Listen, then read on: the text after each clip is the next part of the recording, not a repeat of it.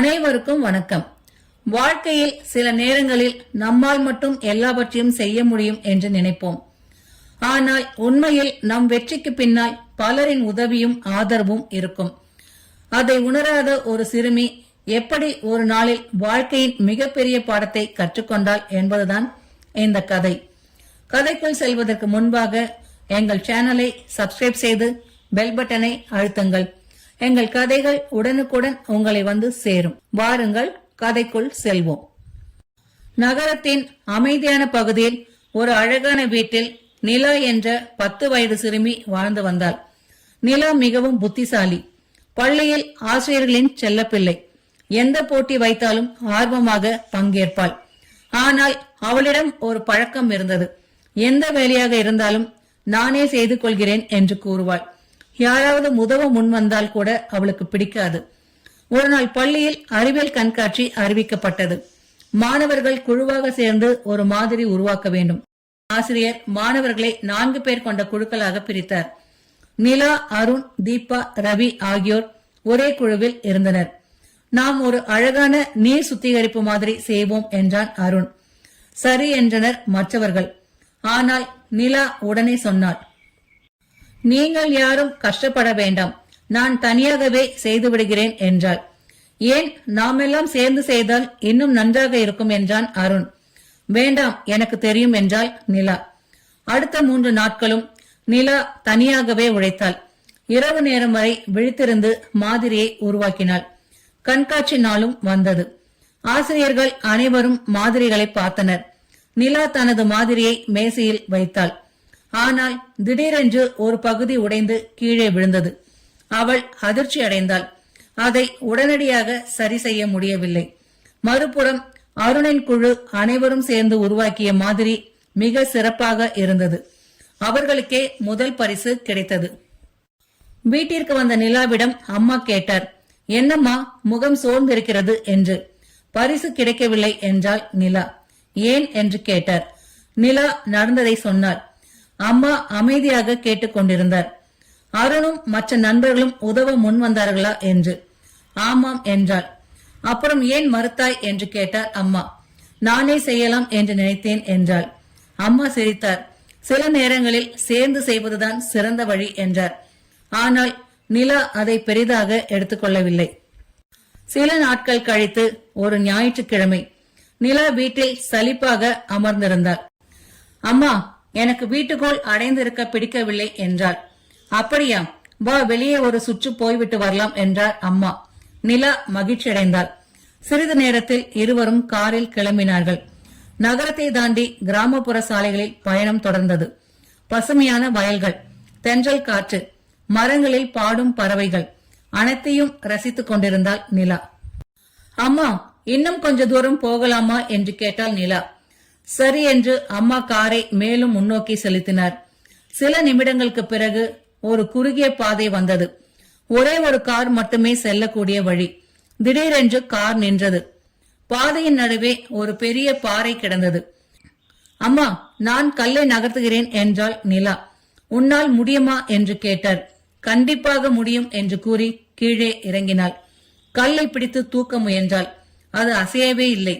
மீண்டும் முயன்றாள். வியர்வை சிந்தியது. 3வது முறையாக முழு பலத்தையும் பயன்படுத்தினாள். இன்னும் நகரவில்லை. அப்போது அருகில் வயலில் வேலை செய்து கொண்டிருந்த முதிய விவசாயி ஒருவர் வந்தார். அவரின் பெயர் ராமசாமி. என்னம்மா, ஏதாவது பிரச்சனையா என்று கேட்டார். இந்த கல்லை நகர்த்த வேண்டும் தாத்தா என்றாள் நிலா. நீ தனியாக முயற்சி செய்கிறாயா என்று கேட்டார். ஆமாம் என்றாள். சரி, முயற்சி செய் என்றார். நிலா மீண்டும் முயன்றாள். முடியவில்லை. ராமசாமி தாத்தா சிரித்தார். நான் உனக்கு ஒரு கதையை சொல்கிறேன் என்று கூறி ஒரு கதையை சொல்ல தொடங்கினார். ஒரு காலத்தில் 4 எருதுகள் ஒன்றாக வாழ்ந்தன. சிங்கம் எவ்வளவு முயன்றாலும் அவற்றை வெல்ல முடியவில்லை. ஏனென்றால் அவை எப்போதும் ஒன்றாக இருந்தன. ஒரு நாள் அவை சண்டையிட்டு பிரிந்து விட்டன. பிறகு சிங்கம் ஒவ்வொன்றாக தாக்கி வென்றுவிட்டது என்றார். நிலா அமைதியாக கேட்டுக்கொண்டிருந்தாள். இதிலிருந்து என்ன தெரிகிறது தெரியுமா என்று கேட்டார் தாத்தா. என்ன தாத்தா என்றாள். ஒற்றுமை இருந்தால் பெரிய சக்தி உருவாகும் என்றார்.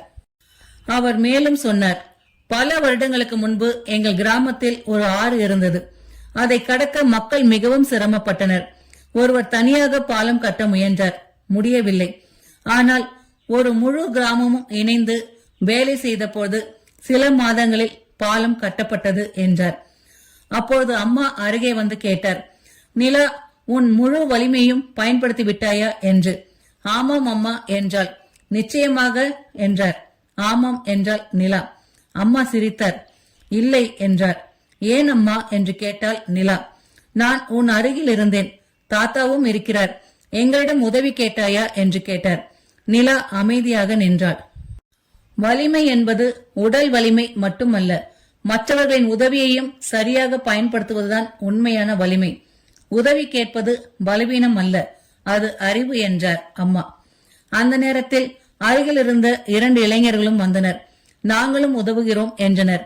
இப்பொழுது நிலா, அம்மா, ராமசாமி தாத்தா, 2 இளைஞர்கள் அனைவரும் சேர்ந்து கல்லை தள்ளினர். ஒரே முயற்சியில் கல் பாதையை விட்டு உருண்டு சென்றது. நிலா ஆச்சரியப்பட்டாள். தனியாக அரை மணி நேரம் போராடிய வேலை 1 நிமிடத்தில் முடிந்துவிட்டது என்று நினைத்தாள். இப்போது புரிகிறதா மகளே என்றார் ராமசாமி தாத்தா. ஆமாம் தாத்தா என்றாள். தனியாக முயற்சிப்பது நல்லது, ஆனால் தேவைப்படும் போது உதவி கேட்பது இன்னும் நல்லது என்றார். வீட்டிற்கு திரும்பிய பிறகு நிலா தனது நண்பன் அருணுக்கு தொலைபேசியில் அழைத்தாள்.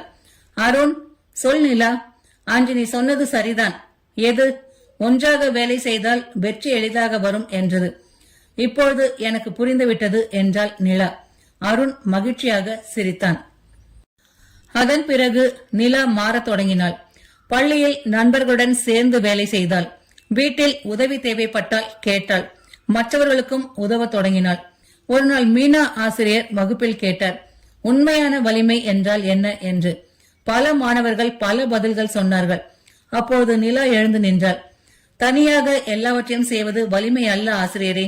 தேவையான நேரத்தில் மற்றவர்களின் உதவியை பெற்று அனைவரையும் இணைத்து வெற்றி பெறுவதுதான் உண்மையான வலிமை என்றாள்.